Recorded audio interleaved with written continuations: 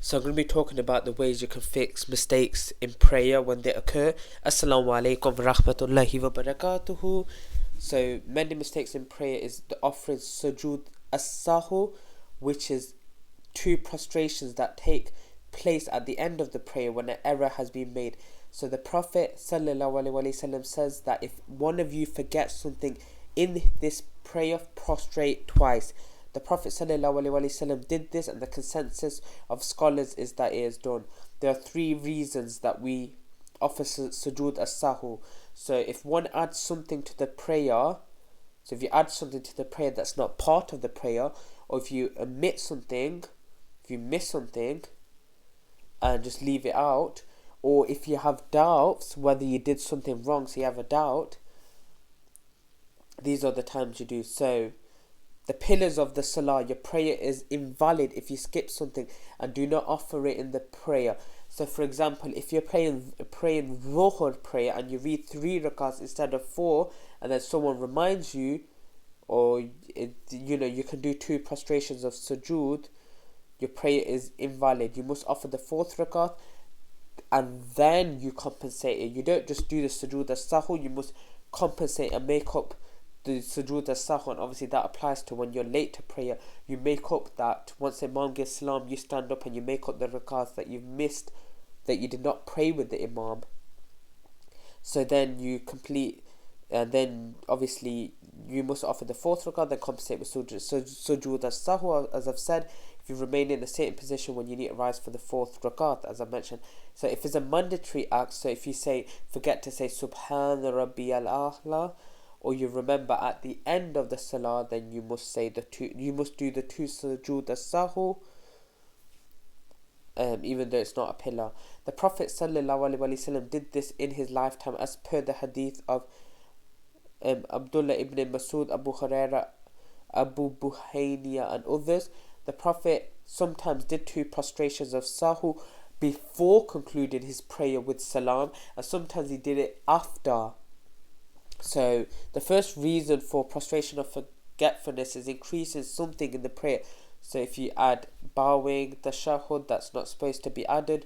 You're recommended to do prostration of forgetfulness after concluding the salam. So the hadith of Ibn Masud, the Prophet prayed 5 rakats instead of 4. When he offered salam, the people started to murmur, "O Prophet of Allah, has something been added to the prayer? You prayed 5 rakats." So the Prophet turned and did 2 prostrations and gave salam. He then said, "I'm human like you, I forget as you forget. If something is in the prayer, let him prostrate twice." And this was reported by Imam Muslim. So if you know during the prayer you stop this addition, if you continue while knowing, it will invalidate the prayer. So if someone's in the 5th rakat, he remembers that he's in the 5th rakat, sits for tashahhud as the prayer's 4th rakat, you sit for the 4th rakat, and at the end of the prayer, and you rectify the mistake as you're aware of it in the prayer. The second reason for us offering the prostration of forgetfulness is when a person omits something that's mandatory, not pillar. You have to offer it before salam. So if you skip saying Subhana Rabbiyal A'la and the first tashahhud, this is based on the hadith of Abdullah ibn Buhayniya. He said that the Prophet ﷺ let us in one afternoon prayer, Dhuhr or Asr, in 2 rakats. Then he stood up and did not sit, and the people stood up with him. And when he finished his prayer and were waiting for salam, he said takbir before the salam and prostrated twice, and he was sitting. Then he said that the taslim. This is a sunnah when you drop a mandatory act of prayer. If you omit something that is pillar other than takbir at start, if you forget Fatiha or the prostration, if you do not reach its place in the following rakat, then you go back to it immediately. For example, I am praying, so you do takbir at the start, you miss Fatiha, go straight to Surah Al-Fatiha, Surah after Fatiha, then you continue the prayer until you get to your sujood. You realise that you forgot Fatiha, so you must stand up and consider everything that you've done after the Fatiha, or just what you've done to be invalid, and you have to recite the Fatiha, the Surah after the Fatiha, do your ruku and your sujood, but knowing as if you did not do it, because you didn't do it because it's void, because you've missed out Fatiha, which is a pillar, something that's mandatory of the prayer. I'm praying, so In such case, you need to offer the 2 prostrations of forgetfulness after the salam, because you've added all these acts that have been considered void. So the third type of offering the prostration of forgetfulness is when I'm uncertain.